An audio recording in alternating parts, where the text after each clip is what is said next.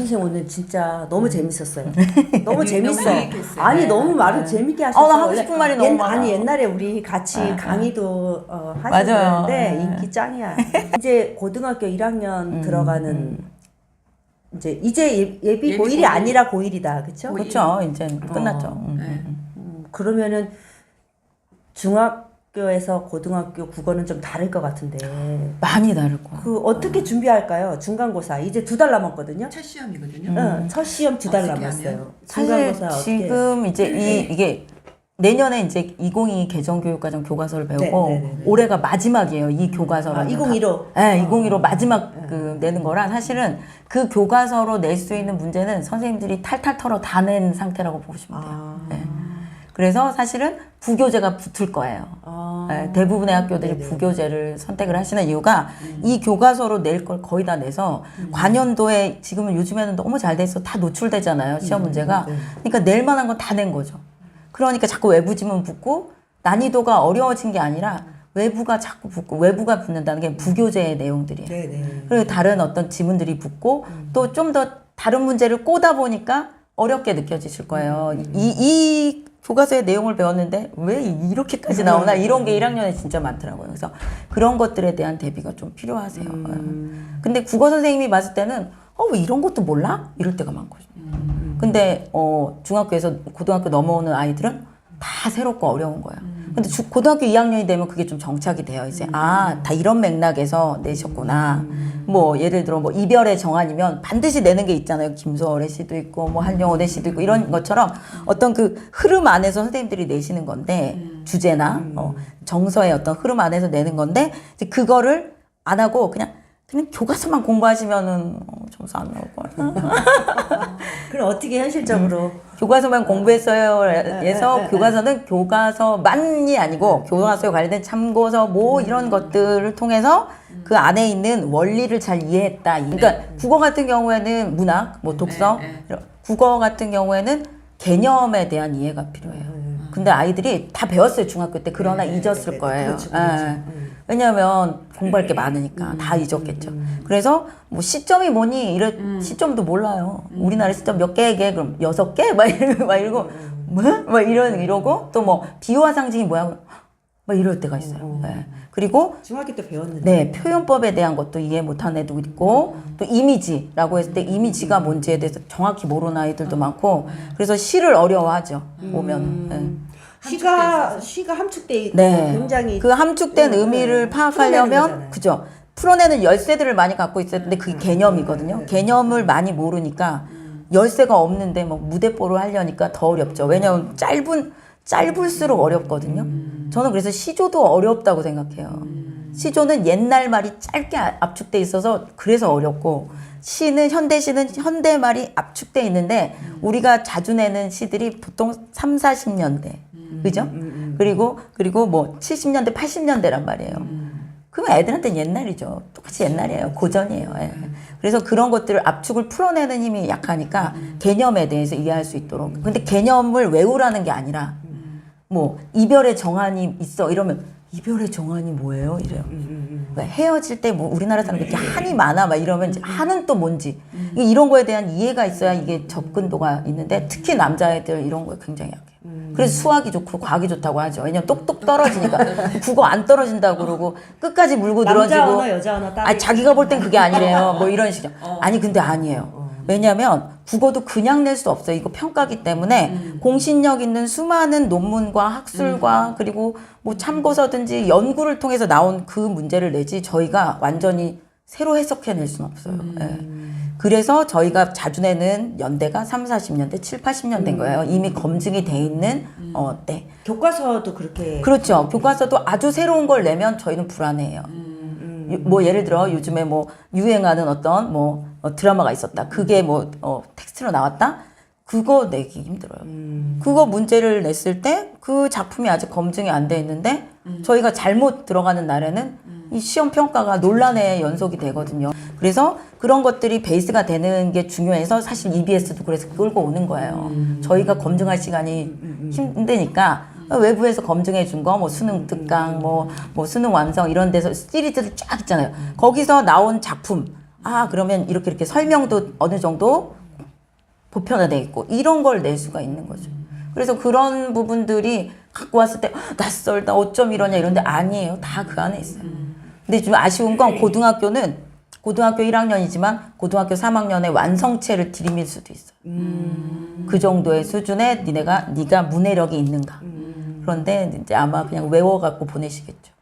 그러면 힘들겠네. 네, 외워서 보낸 거는 파악할 수가 없으니까. 그래서 이런 애들 많아요. 선생님 문제집 진짜 많이 풀었는데 저 다 틀렸어요. 저 이번에 국어 잘 볼 줄 알았어요. 그래서 뭐 우는 여자애들도 많아요. 남자애들도 막 괴로워하고 자기는 국어는 이래서 안 한다고 막 이렇게 얘기해요.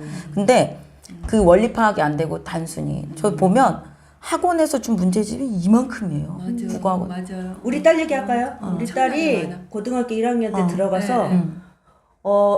자기가 교과서에 있는 내용 자기가 개념 정리 안 하고 그냥 학원에서 내준 숙제만 했는데 67점 받았어요. 첫 번째 중간고사 그렇게 돼요. 국어에. 네, 그렇게 근데 돼요. 제가 그래갖고 왜 이렇게 공부 많이 했는데 왜 이래 그랬더니 한 2000문제 푼 것 같대요. 학원에서 숙제. 맞아요. 2000문제. 학원에서 숙제를 내준 거를 안 해가면 얘는 이제 착하니까 다 해간 거지. 맞아. 그러니까 그냥 문제만 기계처럼 푼 거야. 그러니까 그러면 이제 안 지금 돼요. 말씀하신 그 내는 게 있어요. 예를 이게 한두 해 낸 게 아니잖아요. 그러니까 지문이랑 요랑 엮으면 요 문제.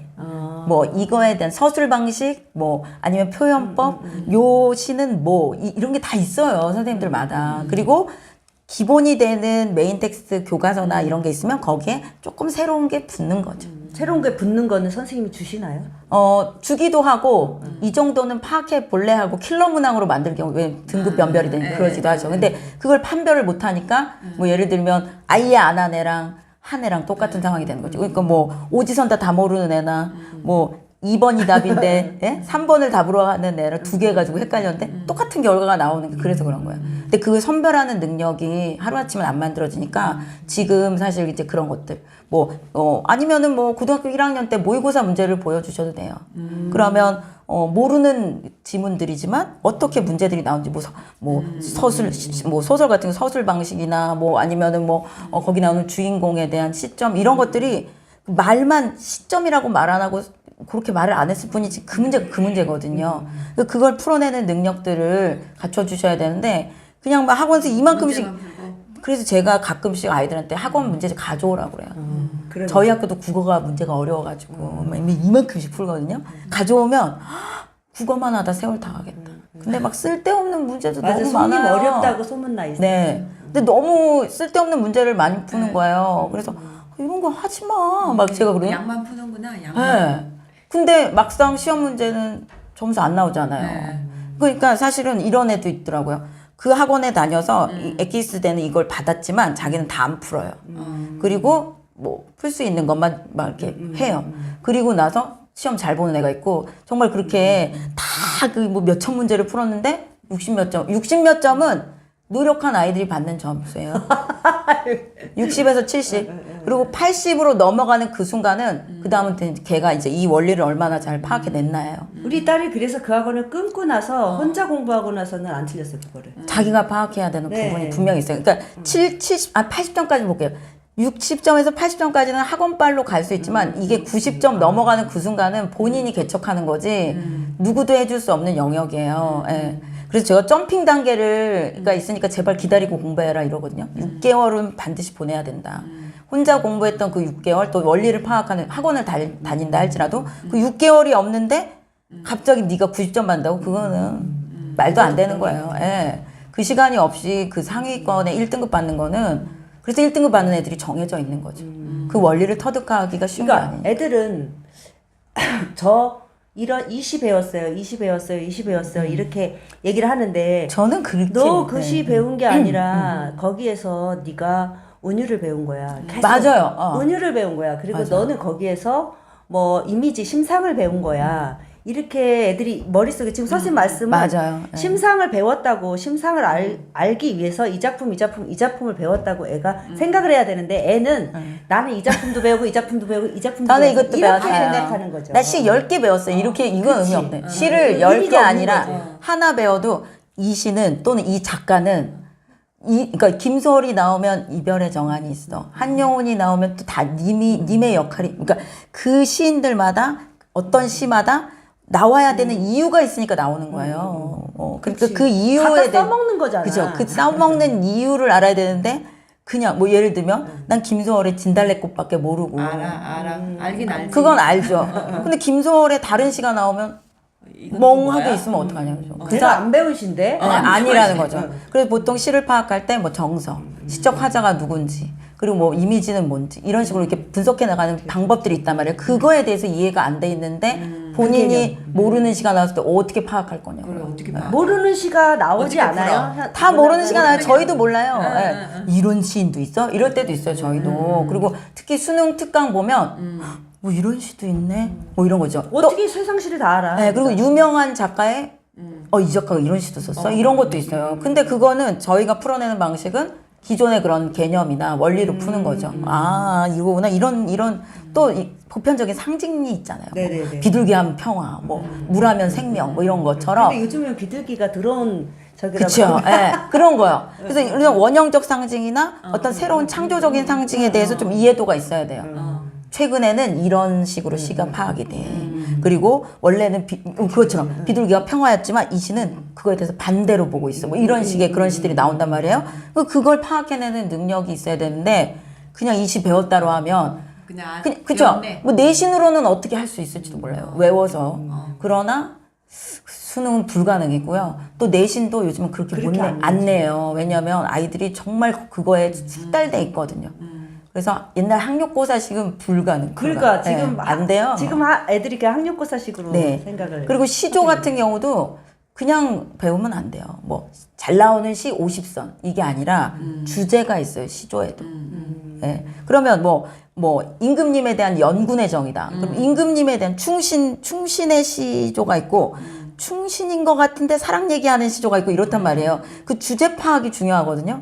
무조건 시조만 외운다고 해도 애들이 머릿속에 다 섞이더라고요. 자기가 그렇게 배웠대요. 그래서 어디 봐봐 진짜 그렇게 배웠는데 그렇게 아차차 이런 거 이거 하고 헷갈렸대요. 그걸 노린 거야. 선생님들이 얼마나 그걸 잘하는데 니네가 어디서 헷갈려 하는지 하루 이틀 한 거 아닌데 또 그 교과서로 지금 많은 시간 시험 문제 냈단 말이에요.